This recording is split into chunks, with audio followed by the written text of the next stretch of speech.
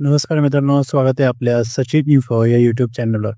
बघा, आज आपण बघणार आहे नवोदय विद्यालय कक्षा 9वी साठी, म्हणजे 9वी साठी ज्यांना नवोदयामध्ये प्रवेश घ्यायचा आहे, जे यावर्षी 8वी आहेत अशा मुलांसाठी नवोदय एक्झाम जी घेतली जाते याचा ऑनलाईन फॉर्म कशाप्रकारे भरायचा आहे ते आज आपण पाहणार आहे.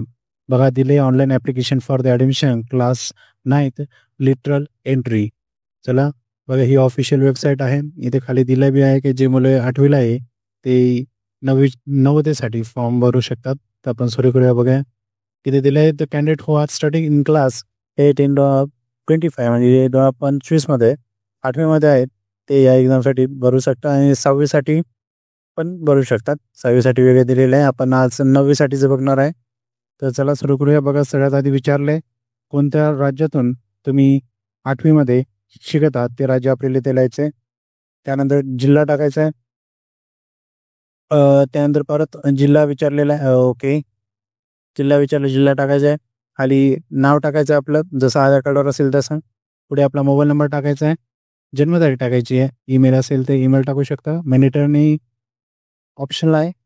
पुढे आपल्या आईचं नाव टाकायचं आहे, वडिलांचं नाव टाकायचं आहे. पुढे विचारले नॅशनॅलिटी, जी आपण इंडियन नेहमीच टाकणार आहे. आयडेंटिफिकेशन मार्क म्हणजे काही अंगावर जखम वगैरे असेल तर ते आपण इथे टाकू शकता. जन्मखून जी म्हणतो आपण ती. पुढे जेंडर विचारले, कास्ट विचारली, कास्ट टाकायची आपल्याला. इथे ॲड्रेस विचारला आहे, जसं आपल्या आधार कार्डवर आहे तसं आपल्याला इथे टाकायचं आहे. आधार कार्डनुसार पिनकोड टाकायचं आहे. STD कोड, टेलिफोन नंबर असेल तो आपण इथे टाकू शकता. बघा, पुढे विचारलं आहे तुम्ही दिव्यांग आहात, तुम्ही अपंग आहात असेल तर येस करायचं आहे आणि पुढे कशामध्ये आहे हे पुढे विचारलं जाईल. बघा, रिलिजन विचारलं आहे, तुम्ही कोणत्या रिलिजनचं आहे ते इथे टाकायचं आहे. पुढे विचारलं आहे तुमचे आईवडिलांचं उत्पन्न किती आहे. बघा, हे उत्पन्न तुम्हाला इथे टाकायचं आहे.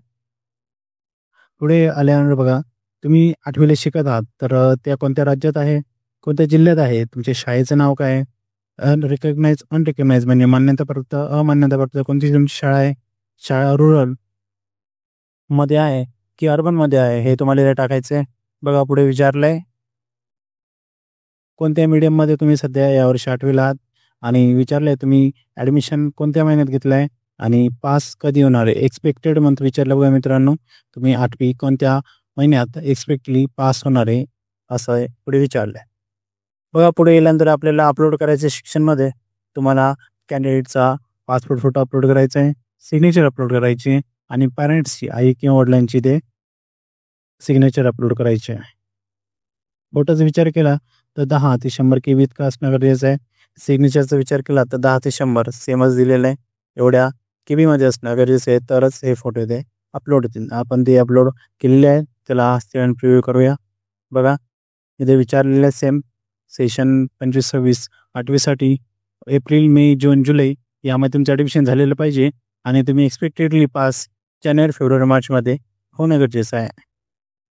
जे होतील तेच फॉर्म भरू शकता किंवा पुढं होईल. अलाउड सेशन इज अलाउड असं म्हणतं आहे. पुढे गेल्यानंतर रजिस्टर PO म्हणजे तुम्ही जे डिटेल्स भरलेले आहे हे एकदा तुम्हाला डिस्प्ले केली जाईल. पूर्ण भरलेली तुम्ही एकदा केअरफुली वाचून घ्यायची, पाहून घ्यायचे. नंतर यात कुठल्याही प्रकारचा बदल केला जाणार नाही. बघा, खाली आपण आमची डिटेल बघितलेली आहे. फायनल सबमिटवर आपण क्लिक करतो.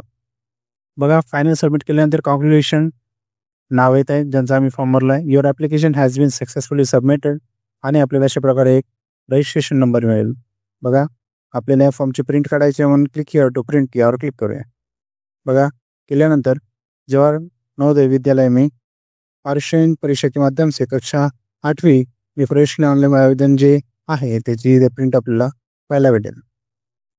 बघा, अशाच प्रकारच्या स्कॉलरशिप रिलेटेड माहितीसाठी आमच्या चॅनलला सबस्क्राईब करा. धन्यवाद.